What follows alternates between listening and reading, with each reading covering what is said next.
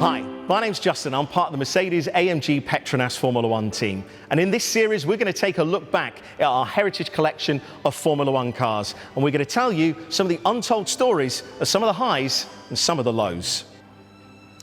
This is the W01, and this is where the story began. This was the first car to roll out of the factory at Brackley in the iconic silver livery of Mercedes-Benz. But to understand the recent successes of the team, you have to delve back into the past. And this is where we go back to 2008. If you actually trace the lineage of the entry of Mercedes back far enough, it goes all the way back to Tyrrell, which was sold to BAR, and then, of course, Honda. But in 2008, Honda decided, because of the global financial crisis, to pull their F1 operations.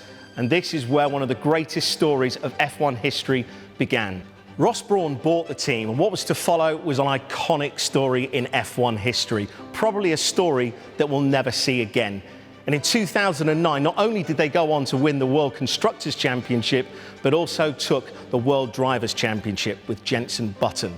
Now, at the end of 2009, Mercedes decided to buy the team and, for the first time since 1955, return as a Mercedes-Benz works team. And this was where the story started.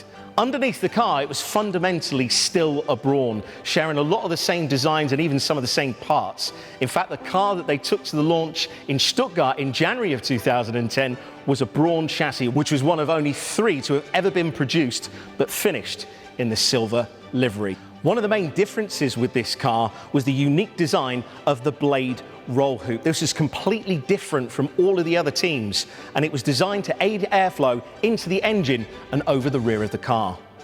But it was a 2.4-litre V8 engine, slightly longer in chassis size because of the new fuel regulations. But one of the things that stands out, and which is one of the most iconic things of our car, is not only the silver, but it's also the green flash of PETRONAS, our title sponsor and, of course, one of our longest partners within the sport.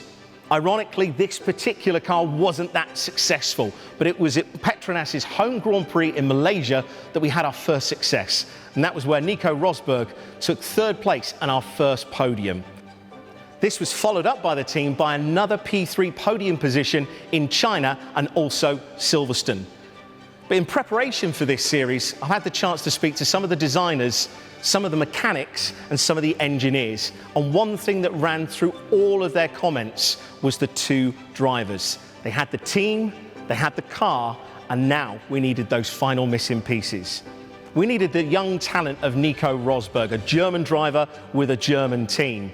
But of course, with Ross Brawn's contacts, out of retirement, the legend of the 7-times world champion, Michael Schumacher, returned. It was a great honour from everybody on the team to be working with Michael, but one of the mechanics that I spoke to, who had worked with many Formula One drivers up and down the paddock, said that he was one of the most down-to-earth drivers he ever knew. In fact, on the first day in the garage, he knew everybody's name. You often hear stories of how Michael used to walk around the different departments at the factory to gain an understanding of what they brought to the car and the performance. This set the scene for their first year back in Formula One, and they finished 4th in the Constructors' Championship with 214 points.